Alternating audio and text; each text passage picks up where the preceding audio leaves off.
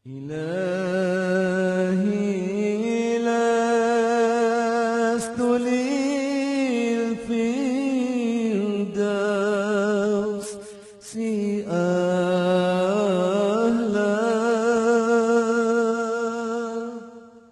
ولا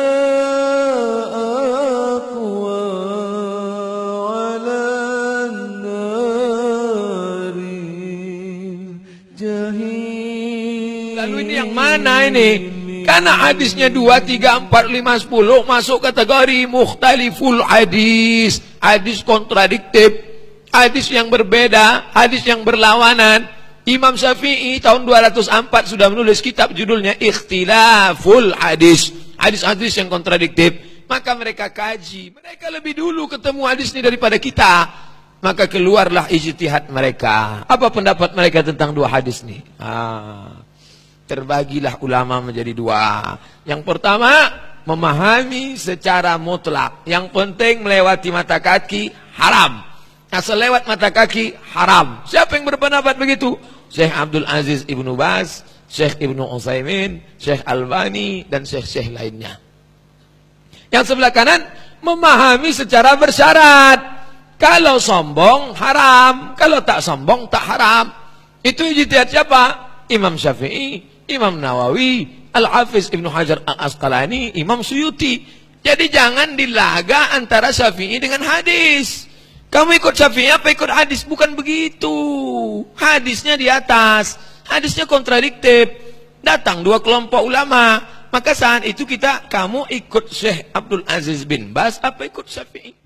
Maka ini bebas. Kamu mau pilih ini, kamu pilih ini. Tapi ketika gara-gara ini, ini masalah ini. Itulah letak masalahnya, saling mengkafirkan. Jadi mudah sekali orang kafir itu mau memasukkan kita ke dalam golongan kafir. Hanya gara-gara telunjuk dan kaki celana. Payah sekali itu. Imam Syafi'i itu anti hadis. Ketika orang-orang menolak hadis, Imam Syafi'i lah yang menolong hadis. Maka Imam Syafi'i itu bergelar Nasirus Sunnah. Imam Syafi'i itu penolong sunnah. Syafi'i itu salaf. Dari mana Pak Ustaz? Salaf itu 3 abad pertama. Khairul qurun qarni, sebaik-baik abad-abadku. Tsumma alladziina yalunahum, seabad setelah itu. Tsumma alladziina yalunahum, 1 abad setelah itu. Abad 1, abad 2, abad 3. Syafi'i meninggal 204. Salaf atau tak salaf? Salaf. Maka ketika kita mengikut pendapat Syafi'i, kita sedang salaf saat itu. Jangan silap. Kita mengikut salaf. Selama 3 abad pertama, maka Syafi'i mengatakan kalau sombong haram. Imam Syafi'i itu luar biasa. Selesai dia belajar hadis dengan Ibnu Uyainah di Makkah, pergi dia ke Madinah. Sampai di Madinah, dijumpainya rumah gubernur Madinah. Assalamualaikum. Waalaikumsalam. Gubernur Madinah, ya, tolong bawakan saya ke rumah Imam Malik. Saya mau belajar sama Maliki, Malik bin Anas.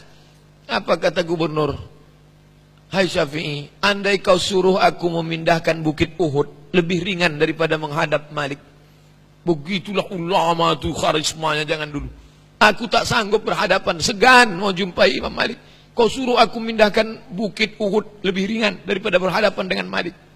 Ulama zaman dulu dihormati, luar biasa. Tapi karena diminta, akhirnya Imam Syafi'i pun datang ke rumah Malik bin Anas. Sampai di rumahnya, dia ucapkan salam. Assalamualaikum. Waalaikumsalam. Keluar pembantu Malik. Siapa? Saya Syafi'i. Mau ketemu siapa? Mau ketemu Malik. Malik mana? Di dalam. Ya, tunggu sebentar. Dia masuk ke dalam. Malik, ya, ada tamu. Namanya Syafi'i. Kata Malik, suruh dia baca kitab saya Muwatta.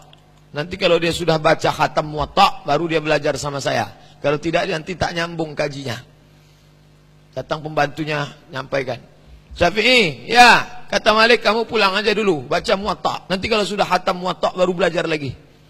Kata Syafi'i, kasih tahu ke Malik, Muwatta sudah di sini semua. Maliki terkagum dengan Syafi'i, sebelum belajar, dia sudah. Andai ada orang mau belajar ke saya, Pak Ustadz, kami mau belajar masalah khilafiyah. Baca buku saya 37. Masalah populer, nanti baru kita belajar biar nyambung kaji kita.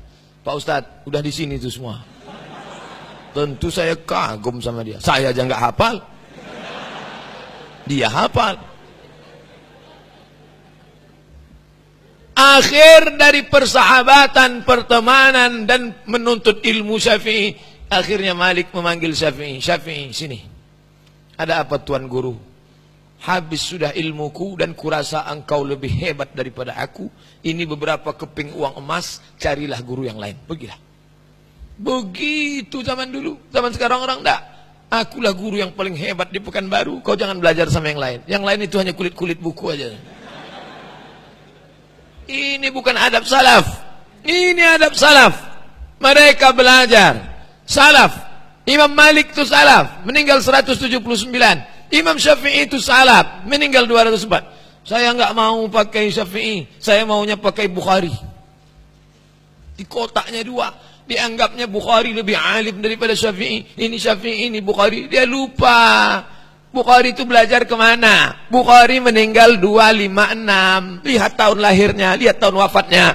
Bukhari meninggal 256. Bukhari punya guru, siapa namanya? Ahmad bin Ambal, meninggal 261. Ahmad bin Ambal punya guru, siapa namanya? Syafi'i, 204. Syafi'i punya. Jadi silsilahnya ke atas. Bukhari berguru kepada Ahmad bin Ambal. Ahmad bin Ambal berguru kepada Syafi'i. Secara tak langsung, Bukhari itu murid Syafi'i secara keilmuan. Tapi murid tak langsung. Jadi jangan katakan Syafi'i tak paham hadis.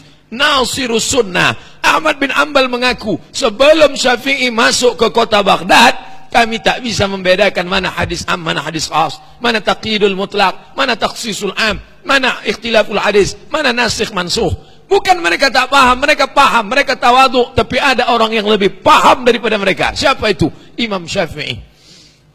Yang pertama menulis kitab usul fiqih, Imam Syafi'i. Dipanggilnya muridnya namanya Rabi' al-Muradi. Rabi', ta'al, mari kemari. Tolong ambil pena sama kertas. Datang Rabi', ambil pena, ambil kertas, dicatatnya. Catat. Tulis ar-risalah. Risalah artinya surat. Tulis. Ditulis Rabi' 300 halaman. Itulah kitab usul fikih yang paling tua sekarang. Judulnya Ar-Risalah. Ngomong aja Syafi'i. Tidak pakai laptop. Tidak pakai copy paste. Tidak pakai kitab. Tidak pakai google.com. Ini merasa alim, hebat. Ngajar. Mati lampu, hilang hadis.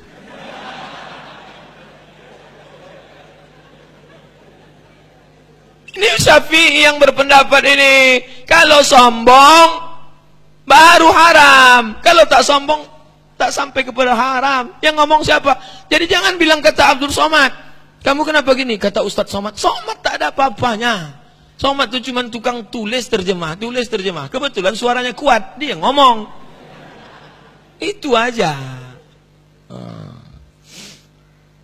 Imam Bukhari. Setelah Syafi'i baru saya buat Bukhari. Ustadz fanatik Syafi'i. Bukan. Karena Syafi'i itu gurunya Bukhari. Maka Bukhari membuat satu bab. Satu bab dalam sahihnya itu. Apa nama babnya? Bab man jarra izarahu min ghairi khuyala. Bab orang-orang yang memanjangkan kain. Bab orang yang memanjangkan kain tanpa sombong. Dibaginya dua. Ada yang memanjangkan kain karena sombong. Ada yang memanjangkan kain tanpa sombong. Bukhari itu. Bukan Ustadz Jepri Al-Bukhari. Imam Bukhari.